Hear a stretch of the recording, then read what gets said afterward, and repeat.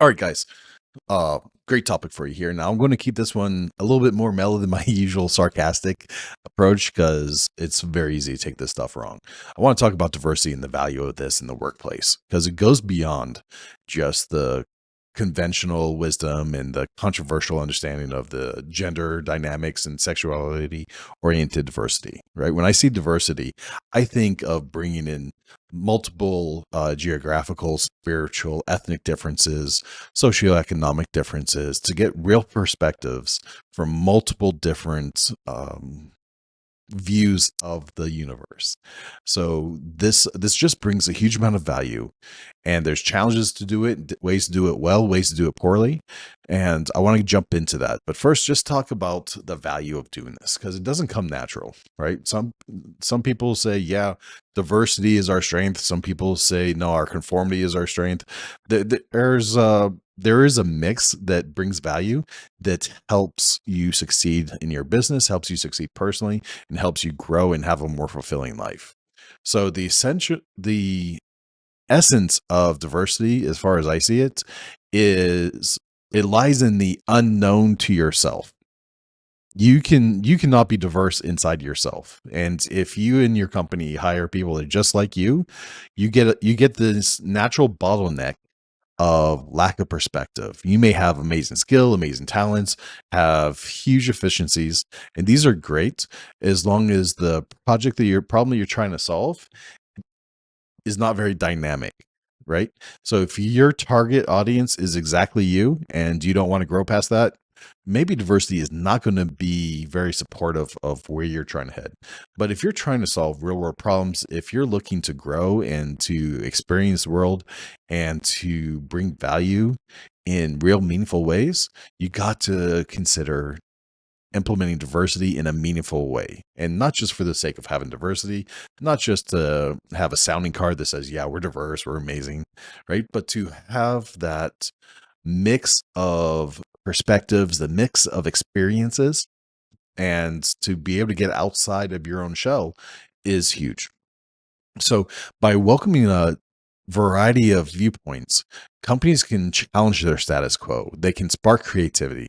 They can pave the way for groundbreaking solutions, and they can experience a more fulfilling lifestyle at work and bring this to home to their families, to their communities, and really help grow their personal existence.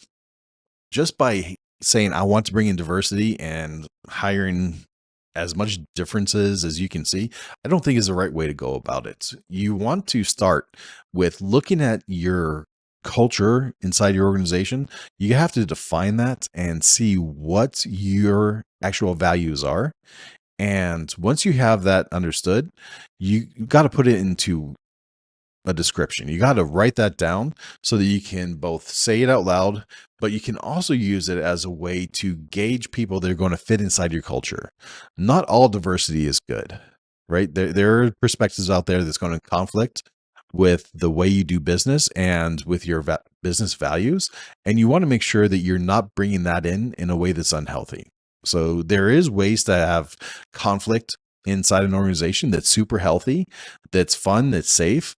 And to encourage that, I always in my organizations encourage conflict through conversation, through challenging each other to express how they feel, how they see things, to share their life experiences, and to elaborate on why something is important before I make choices on if it's good to bring that experience or perspective into a particular project, never mind into the whole company. So it's easier to bring diversity into a whole company. It's another thing to bring it into specific situations and to sort through the filter of what's meaningful now and how to hear these experiences out. So when you're hiring people, they already have deep-seated um, culture experiences. I don't know if it's a great way to bring somebody who's hugely diverse from you and opposing to the values of your company just to bring in diversity. So what I like to do is ask them how they feel they would fit into our culture based off of what we're looking to get out of their experiences and their values and how they can fit into our culture. I don't want to bring in people that are going to come into the company and change the way we do business, change the way that we're going to uh, work with customers without having accepted that we have a process, that we have a way of communicating, and that we have a culture.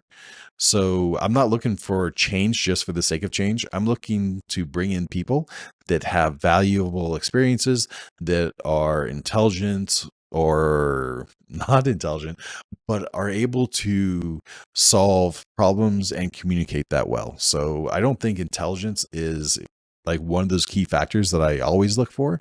Sometimes it's the ability to look at things in a simple way that helps us particularly, right? So that's not even a matter of intelligence, but that's a matter of the ability to communicate. So with that said, uh, I think what we find is that diversity isn't automatic, and looking at it from a perspective that is going to bring in value starts from the standpoint of love for one each other, for respect for each other, and the acknowledgement that we're going to have differences, celebrating those differences, but also celebrating the similarities that we have with each other, and always going back to what's our goal, what's our similarities, and then being excited to expand out and to expand ourselves. So I hope this was fun for you guys. Look forward to talking to you soon.